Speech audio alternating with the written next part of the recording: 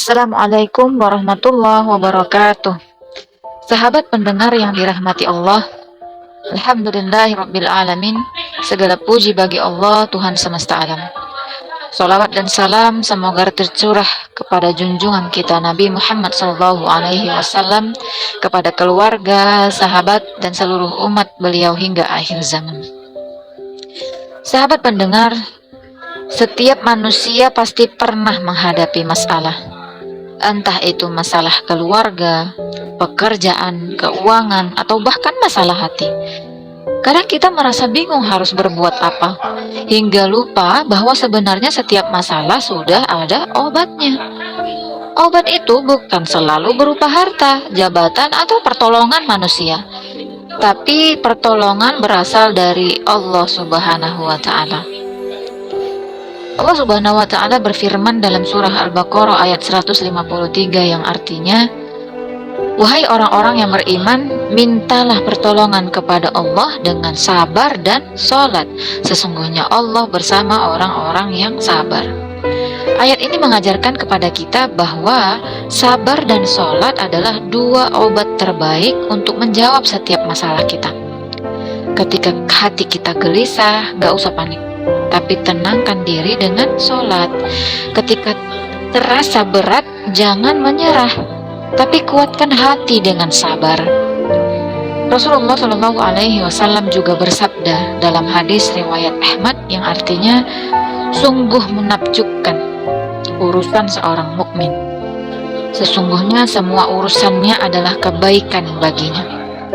Jika ia mendapat kesenangan, ia akan bersyukur dan itu baik baginya. Dan jika ia ditimpa kesusahan pula, ia akan bersabar dan itu juga baik baginya. Masya Allah. Dalam Islam tidak ada keadaan yang buruk bagi orang beriman. Senang jadi ladang syukur, susah jadi kesempatan untuk bersabar. Itulah cara Allah menyembuhkan hati dan mengangkat derajat kita. Sahabat pendengar yang berbahagia, masalah hidup memang tidak bisa kita hindari, namun kita bisa memilih cara untuk bagaimana menghadapinya. Sebagian orang ada yang lari dari masalah, sebagian lagi ada yang berkeluh kesah, tapi orang yang beriman justru mendekatkan diri kepada Allah. Allah berfirman dalam surah Ar-Ra' ayat 28 yang artinya, ingatlah, hanya dengan mengingat Allah hati menjadi tentram. Itulah obat yang paling mujarab untuk setiap masalah. Zikrullah, mengingat Allah. Ketika kita ingat Allah, hati menjadi tenang. Dan ketika hati tenang, kita bisa berpikir jernih untuk menemukan jalan keluar setiap masalah yang kita hadapi. Sahabat pendengar, mari kita biasakan setiap kali masalah itu datang, ambil wudhu, sholat kita 2 rakaat, lalu curahkan isi hati kita kepada Allah melalui kalam doa.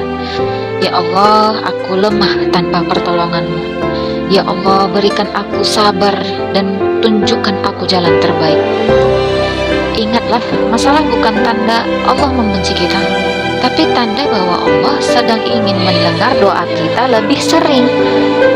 Sahabat pendengar yang dirahmati Allah, obat untuk setiap masalah bukan terletak pada dunia, tapi pada hati kita yang dekat dengan Allah.